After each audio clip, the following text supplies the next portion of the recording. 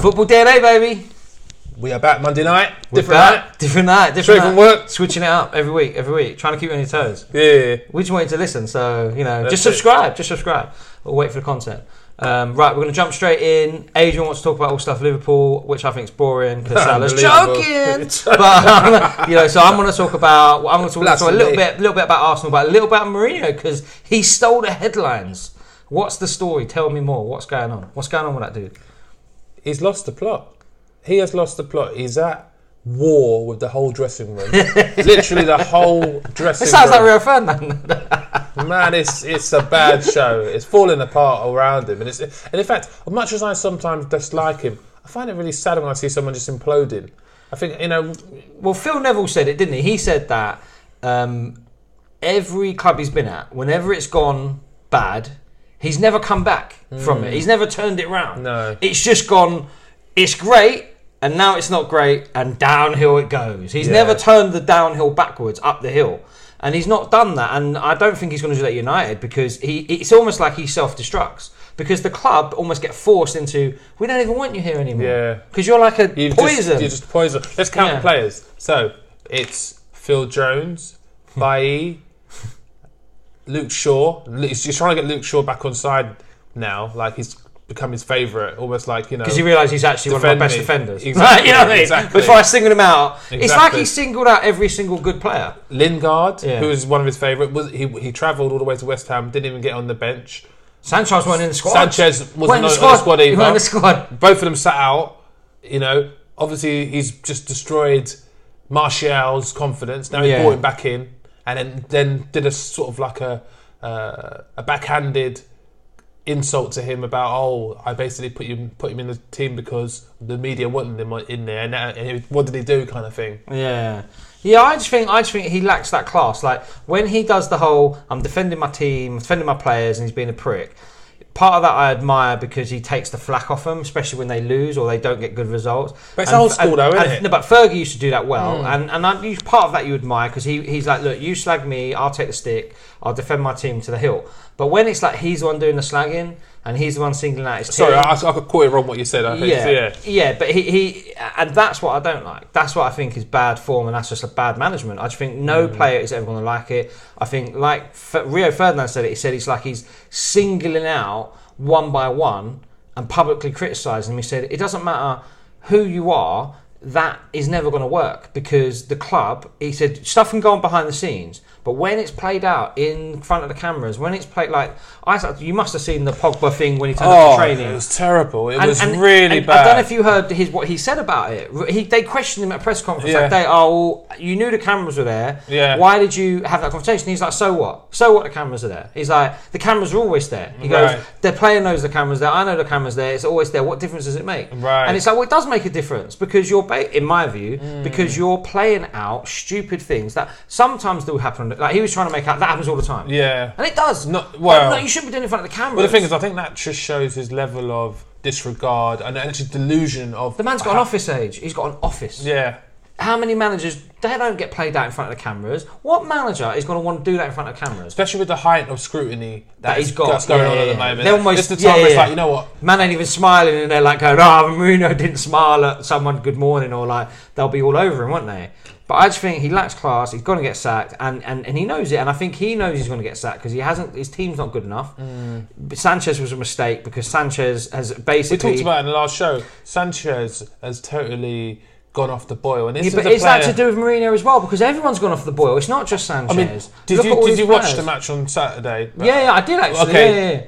The way that United had nothing about them. No one wants to play. But is that not the manager? Like they don't know. No one knows their role. No one knows where they're playing. They played the back three with that young Scottish lad. Oh, he's actually Scottish. He is Scottish. Young player, McTominay, kind of like highly rated. He's a midfielder, central midfielder. Played him in the back three. I just think played him in the back three, and they left Bailly on the bench. Jones, who he totally derided after the performance. He missed the penalty. Did you hear what he said about the penalty though?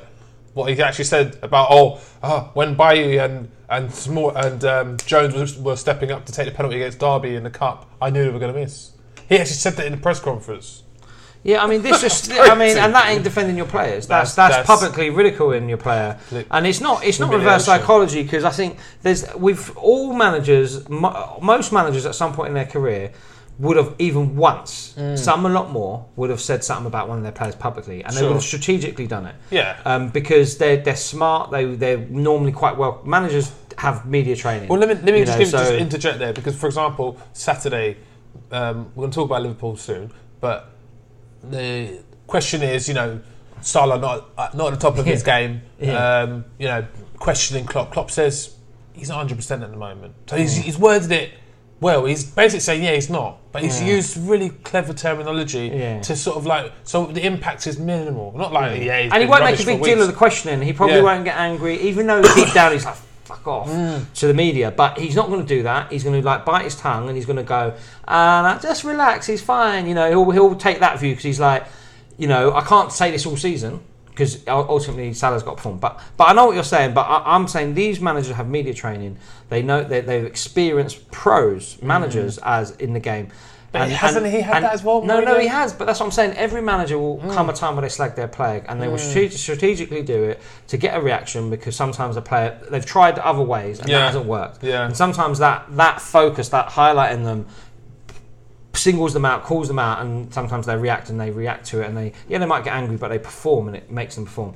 But Mourinho's just it's like every week you're like, who's he going to slag? Yeah. And he is going to slag someone, and you know it.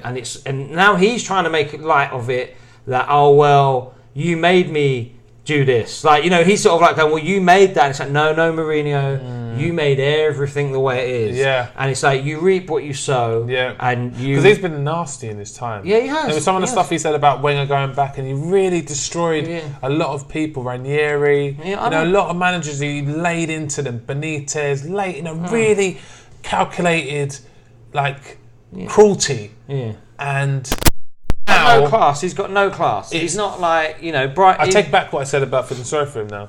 Come to think of it, he's been horrible. He's an horrible guy. He's got no class, and that's why it's like you look at. I see Liverpool, Chelsea, and you look at the two managers at the end, and it was almost like a joyful kind of embrace of, we both know we're probably the two best teams in the league, or we two both know that we two are going to challenge for this league, and it's a playful, you done good, well done, we'll meet again because we know you're there, I know you're there, and we're and it was that kind of playful, and that's how it should be.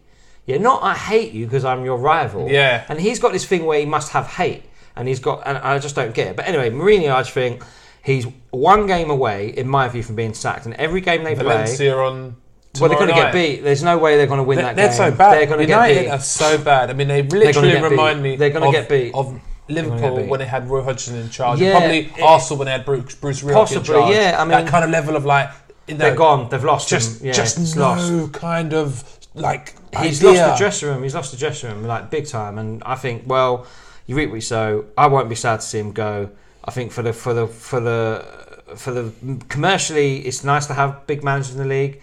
But like when he left before, everyone was sort of glad to see the back of him, to be honest. And everyone will be glad to see the back of him again, because as long as he's there being a dickhead, someone's not there smashing it. Yeah. Because United probably deserve a manager smashing it. Definitely. Whether they can compete in the top three or not, it's not the point. But someone with a bit of class. Yeah. Someone that shows the fans that they've got hope. This guy, for all intents and purposes, what has he done? No, nothing. I mean, nothing. And there was a section of the United support that were against Mourinho, and this is all proving why, because this guy is he's destructive. He's cancer, isn't he? Yeah, and so they've proven it. So I think we've given Mourinho enough airtime. Let's just see. You're one game away, and I think Valencia are going to smash you up and down, because it's going to take him out, man. Because there is no. But you know what it's like. Europe at that level. It's brutal. You don't come with A game. You can come with your A game, get beat, get stuffed 3-0. Yeah. Right, so you come with your mediocre Sunday league, you get it's. It could be ugly. It could be ugly. Yeah, and that's what I think, because these teams turn up to them games unless United pull it out of the bag in terms of they've raised their game. But Valencia are hungry for it as well. They're actually a good team. They will smell that blood now. And want to pick that. They'll pick that apart. And because of the sort of the Spanish sort of Portuguese rivalry, they'll pick it apart. They'll be all over it. So I'd be if that's a caning, it'll be too much for the United board. They'll be like, this embarrassment. They won embarrassment away from sacking him. Yeah, that's what I agree. think. I agree. You I know? mean, for me, Salah on another day gets a hat trick against Chelsea. No, he gets a hat trick against Chelsea. I mean, he gets a hat trick. What film's that from? He's joking. I'm not it's sure. From something, Maybe an adult film. I think it might be. I don't know what it's from, but it's funny. But Salah is. I mean, he literally could not. It doesn't matter how much money you paid him right now. He couldn't hit the back of the net if you paid him any more money. He's so woeful at the moment. It's like, you know them strikers that go from like everything I touch. Last season, it was like, doesn't matter what he hit, it went into the goal with class. Like, he didn't just hit the back of the net. It was like, if you could put that textbook in the goal in the most perfect way, that's what he did. Yeah. Last season. This season, when you say that, my thoughts go back to the City in the second leg game. Do you remember how he finished this opportunity? We literally had one opportunity, and he just took it with a great little lifty, chippy type of thing. Brilliant. But I tell you what, to be fair, what I would say, I get what you mean. His finishing isn't right. His finishing is not right. But he is getting in those positions time and time again. It's like, you know, we'll see in the next couple of games if he's a real deal or not. Because he's either going to happen or he's going to fall off. Do you know what I mean? I don't think he's not the real. I just think you don't score 40 goals and not be the real deal. He's the real deal, that's for sure. But like a Leicester, like any team that's won the Premier League, like Man City this season, it's very hard to, when you achieve something so high, it's very hard to maintain it. This is the hardest part for being a champion, whether you be a team or a player. You know, what makes, you know, Cristiano Ronaldo and Lionel Messi like amazing next level out of this world players is the consistency doing it year in, year out. Yeah, that's what sets them apart. Game in, game out. That's what's the difference between them and people like Suarez. Yeah. Can you do that for 7, 8, 9 years? Can you do it literally? Not have a year off, not 2 years off, and then hit another 30 goals. No. Every year, you come with that amount of goals. Yeah, you hit 40 every year, right? Or you hit 30, 40 every year. And so, is Salah a good player? Yes. Is he a great player? No. Because Andy Cole scored 40 goals, barely had an England career.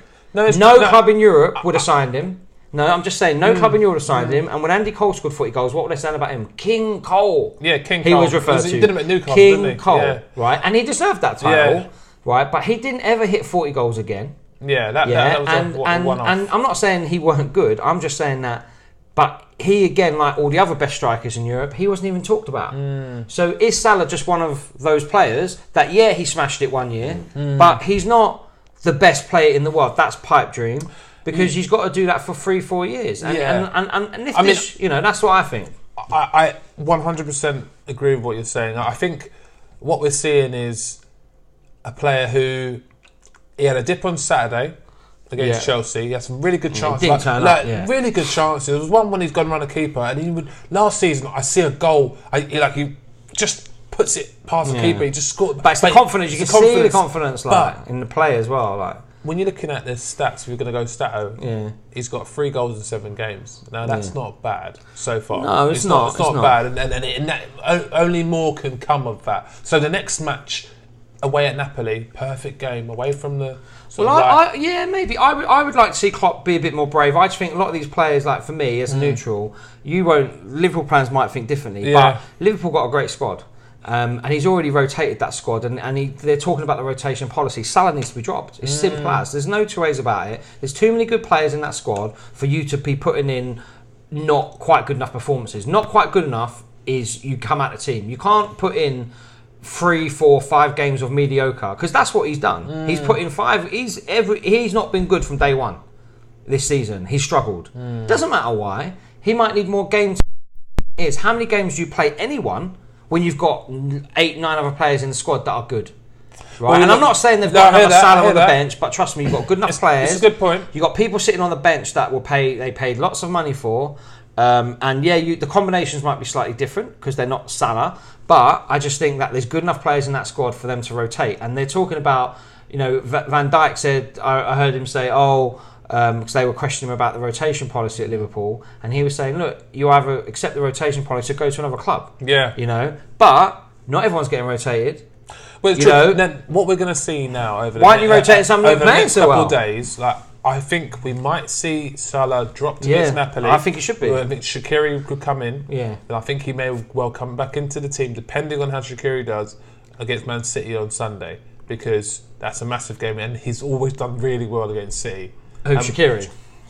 Salah. Yeah. So One more bad performance. I think he's definitely got to be dropped. I mean, I get why you'd stick it out with him. It's difficult as a manager because when your best player, he is arguably probably your best player or one of. He's still doing bits and bobs. He still had. But his game's affected. You can see it's not just the finishing that's poor. His decision making's got poor, and it's his confidence. His confidence is not there. And the problem is when you're a striker or you're an offensive player, when your confidence isn't there, it affects your game. Like you can see some of the decisions he's making. It's almost like everything he tries, where it's got that little bit more finesse in it, it's not quite coming off. It's not quite. I agree with that because there was the pass he was to make to Firmino. It's just not there, and it was like quite a routine pass. His assist ability is class. It's class. Well, from last year, and even before that, when he was at Roma, he had a lot of assists. He was really good at finding his teammate, but just not quite there. There's a couple of ones where he's just choked it into the ground. You're like, that's what I'm saying. So over the course of one game, you're not just seeing he's been a bit wasteful in front of goal. You're seeing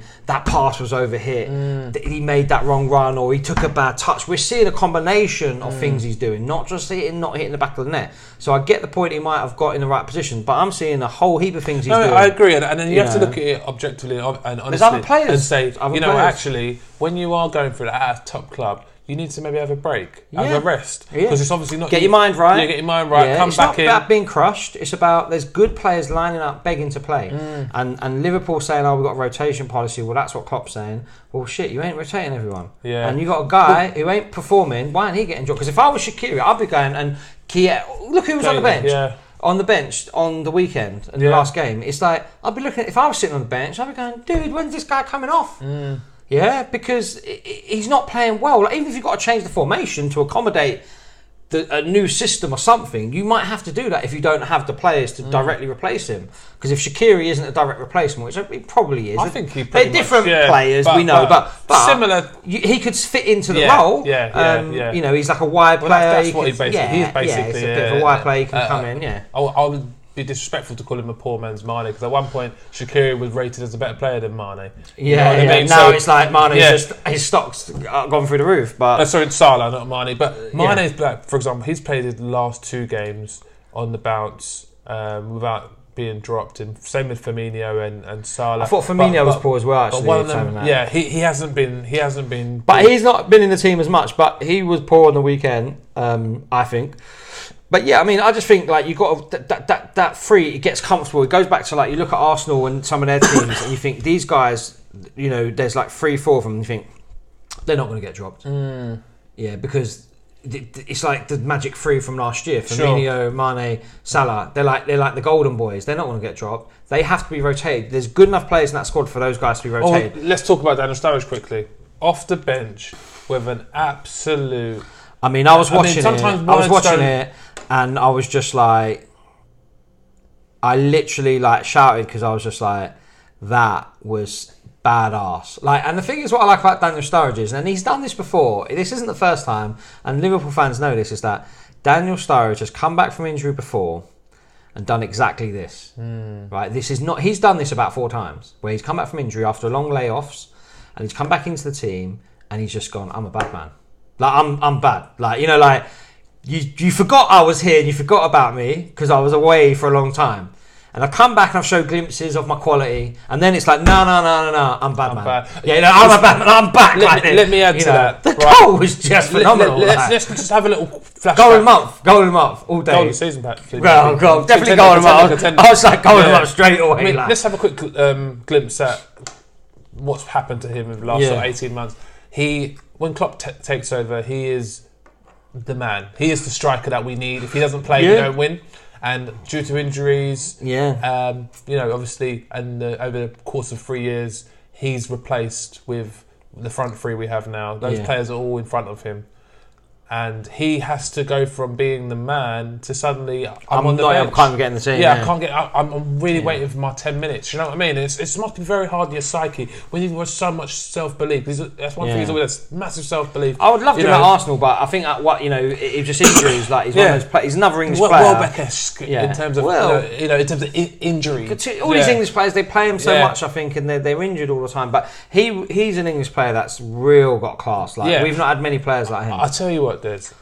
Watching that moment, I was so happy for him because when you are of his stature, his quality, and then suddenly your pace has been knocked down due to maybe not your own fault, just life, circumstance, injured. Like, you know what I mean? So for him to get that last minute goal against the Chelsea fans who were going Chelsea reject, well, that's all he can hear in the back of his head when he's sitting on the bench. You know what I mean? He's getting hammered. So he showed a lot of quality by not going mad on the celebration as well. He kind of I scored, but I didn't go mad. He didn't start busting the old flippy flap moves that he does when he scores. But that was good. Yeah. That was good. I was like, is this down No, but you know, he showed a lot of class, and you know, even after the game, he held it down in the interview. And I think he would have gained so much respect for a lot of people who question. What is this guy about? Now? Yeah, I mean, he is. We love you, Daniel. Yeah, for me, Daniel Sturridge. I think it was just a reminder. If there wasn't ever a reminder of, hang on a minute, you lot are all pussyfooting around, and I'm thinking of Mane and Firmino particularly, because Salah is, let's be honest, out of all them players, Salah's more of a striker than any of them. And also Salah is kind of almost like a wide player, but he's more of a striker out of everyone you got in terms of Firmino and Mane. Yeah. But Sturridge must be just like thinking, I'm better than Mane and Firmino. And when you see that, and you see that kind of the way he plays, you're like, he is. That was incredible. But the difference is, again, going back to consistency, you've got to turn up every week. You've got to turn up and perform. You've got to turn up and produce, and that's what it takes to maintain that. So I think if Sturridge can maintain that level of consistency, I think he's proven his class. I mean, if he can get back to that form where he's delivering every week, he will be in that team, first team. Because I wonder if he'll play on tomorrow or Wednesday night. Well, it wouldn't surprise me, especially against former side. You know, he's shown Napoli. Napoli. Yeah, sorry. you think about City. I was thinking about City. Yeah. I reckon he'll play against City. Because he's got the exact temperament. Like, he's proven his temperament, not just in that scored game. in big games recently. I think he scored some big goals. Like Paris Saint-Germain got the opener. He doesn't miss. He doesn't. He's not phased. He's like got great temperament, and I think he, like I say, if he carries on, he will be in that first team, and the others will be like, shit, we need to up our game, because the people that I see struggling in the new Liverpool this season is the same three that were the golden boys. I see the golden boys are the only ones that are going to struggle. Talking strikers, what about Aubameyang? Are we happy with him on the left, or? Yeah, I mean, because he's sort of playing inside left. I think so. I mean, I think look, I can't complain, because at the end of the day, I think it's the right team of players. I mean, going back to like before the season started, I've had Aubameyang, Lacazette, Torreira, Ramsey, Ozil in the team.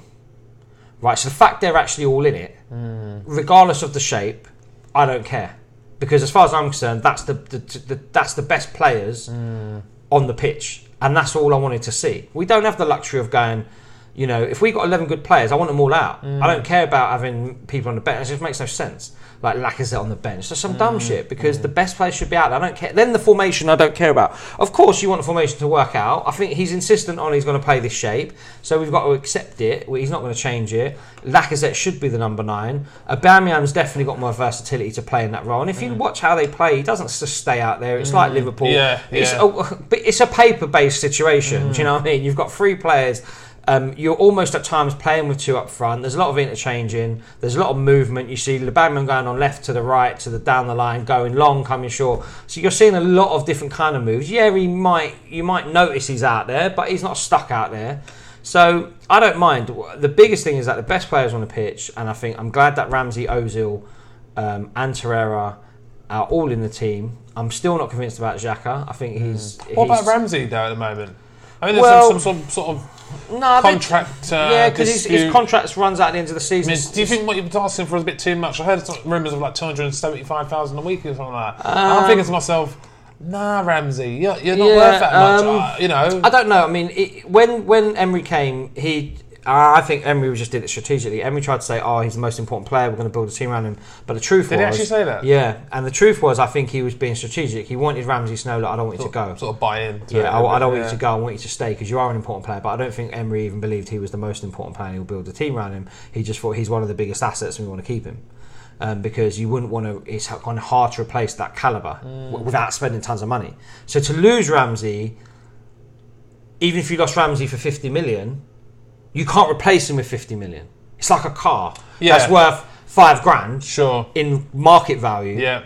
But you can't get a car good enough for £5,000 the same. Yeah, like if your car gets written off by an insurance, you will not be able to get the same good car for that money. Yeah. And this is the problem we have with someone like Ramsey. I just think whether he's worth it or not, I don't know. I personally think he's one of the best players there. I would much rather build a team around him. He's younger. Ozil is still temperamental, I see. Although Ozil seems to be playing this sort of like a wide forward position at the moment, from what I'm seeing. And he's been there Ozil's actually been there a long time, you know. Ozil's been there a long time. I think it's 2011, isn't it? Yeah, Ozil's been there I think so. It's like he's definitely like sort of 7 or 8 years. Like he's been there a long time. I think it might be 2010. Career, man. Yeah, so he's been there a long time, and I'm sort of looking at him going, how long are you going to stay? Like, you know what I mean, as well? The thing is, he's getting such tremendous money, and he only signed a new contract recently. I know. I see him staying right to the end. Yeah, I know. He's not going to leave. What are you going to do? Who's going to pay I that would kind of actually money? rather play someone like, personally, you see Torreira, loads of energy.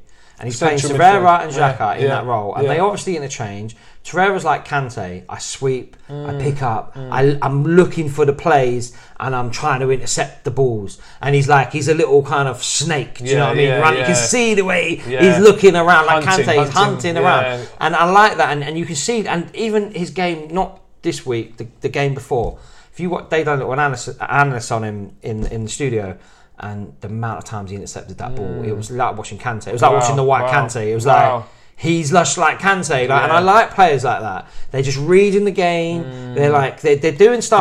Vital. Yeah, they're tight on players when they need to be. When they're not marking players, they're marking space. And they're really good at marking space. And they're always in the right space. Yeah. They intercept nice. And he won so many balls, and some balls he shouldn't have won, but just the tenacity, he got it.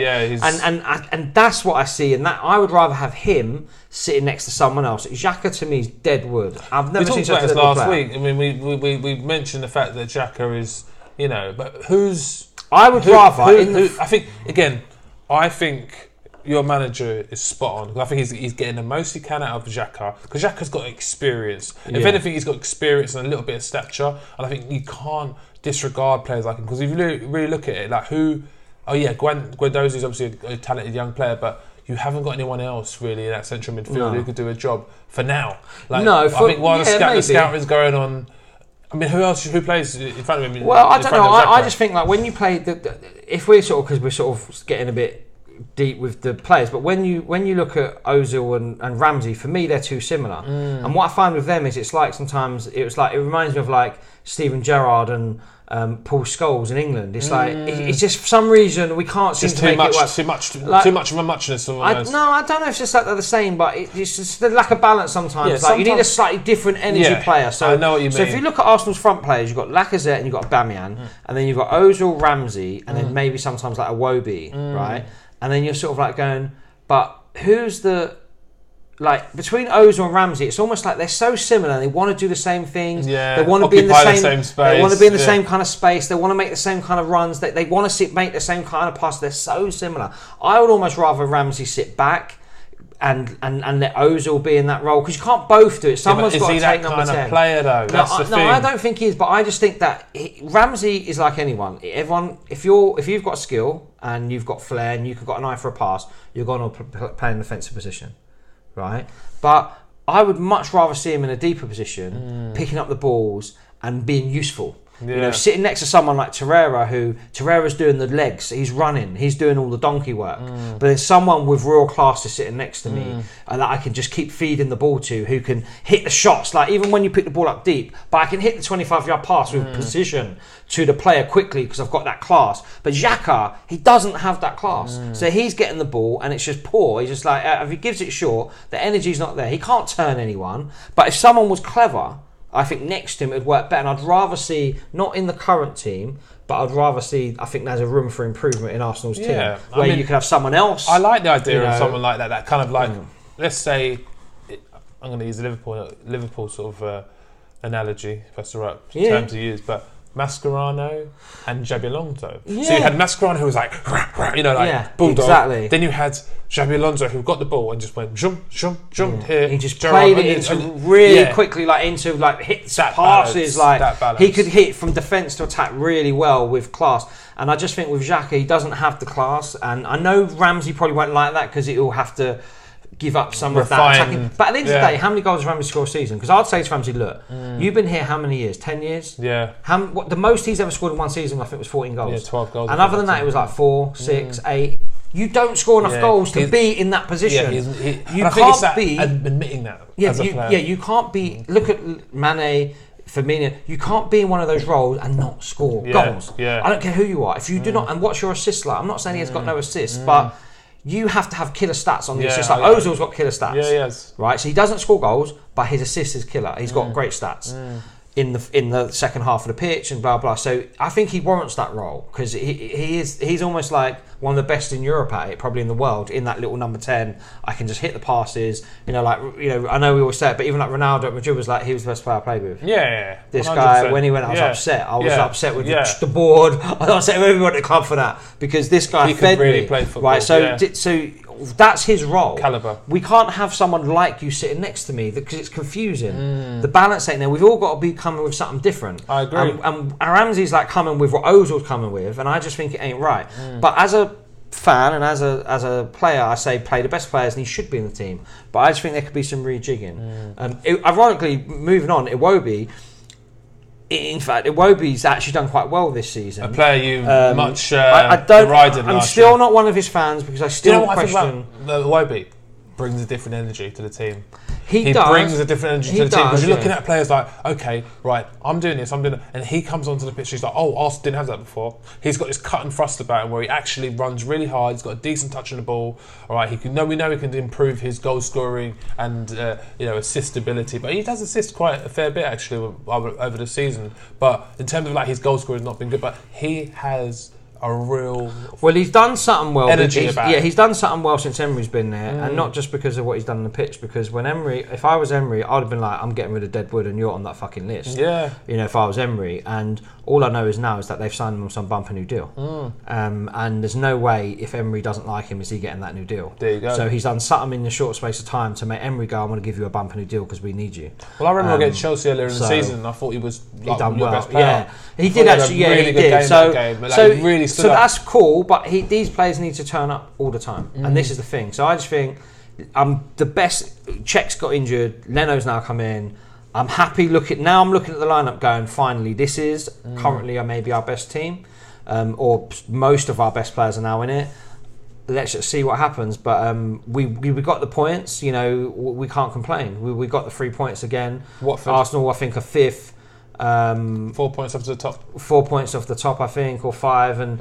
About 8 points away from Man United. Yeah. Or 5 points away from Man United. I'm not sure, but all I know is that, again, like I said last week, by the time we play Tottenham and United back to back, if we win all our games, which if we look at the fixture list, we could, because they're all teams we would expect to kind of pick up. Next. Yeah, they're all tough games. There's no easy, we know there's no easy game in the Premier League. Fulham drew a result game. On paper, we're sort of going, we could win these games. So if we go into that Tottenham United game on max points between now and then, we're going to be full of confidence because we've got points. And then confidence, we all know, is a big thing in football. So 100%, man. It doesn't matter how well they play, confidence. And Lacazette and Aubameyang, I think we both know they're probably two of the best strikers in the league, and everyone knows it. Yeah. And I think if they just go and get 60 goals this year, Arsenal might be in the top 4.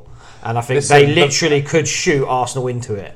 Because they've got the quality to, and that's. I think what's good about Arsenal at the moment is that those two boys, we talked about it before a couple of weeks ago, they're not being talked about, almost disrespected. Yeah. Like no one's really giving them the credit. No one's really giving them the credit. They're doing good stuff, but they're not getting the credit. But you know, ones like there's certain players who get a lot of respect, and maybe it's because they haven't really done it in the Premier League. To be fair, as well, and certainly not as a two, as a partnership, but even as individually, like Lacazette.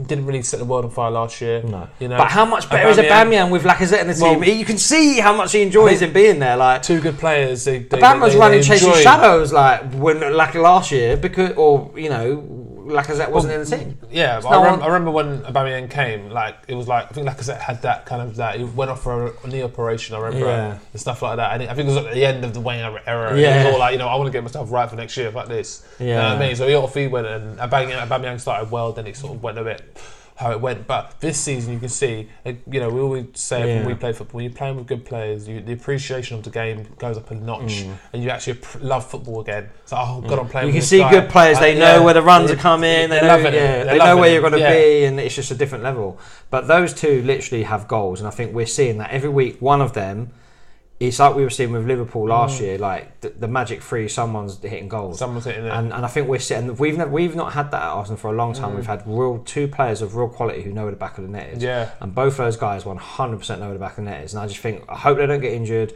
because if Arsenal got any chance this year, it's going to be on the back of them two banging in the goals. And I think whatever they do. This is what you got to love about the game, because I think everyone sort of said Arsenal, well, with Wenger going, it's going to be no chance. It's going to be a painful transition. Yeah. I mean, everyone was saying this, and I'll tell you this: I was one of the few people who was thinking, no, they're not going to have a painful transition, because Arsene Wenger is not a good manager anymore. Like, all you need is a manager who actually knows what he's doing. Look what he's done to players already, like looking a whole heap better. No one's talked about the back four. Yeah, made a few mistakes here and there, but generally the team function a lot better at the back now. The odd mistake and they get in. It is functioning better as a unit. You're not hearing the whole Bellerin nightmare even how they're trying to stories. play out from the back is actually, even with the goalkeeper, like even Czech's improved in He's the back 4 actually games. got a way of playing. I think with Wenger in charge of just like, we lost what that was. We lost our identity on how to play. But the identity's coming back now. So yeah, no, it's time good. For it is. The Arsenal massive, I'm saying. Well, we're just secretly, we're going to keep getting our little points, and I think there's a lot to do. 10 games in is always a good measure, and I think we're 7 games in or 6 games in.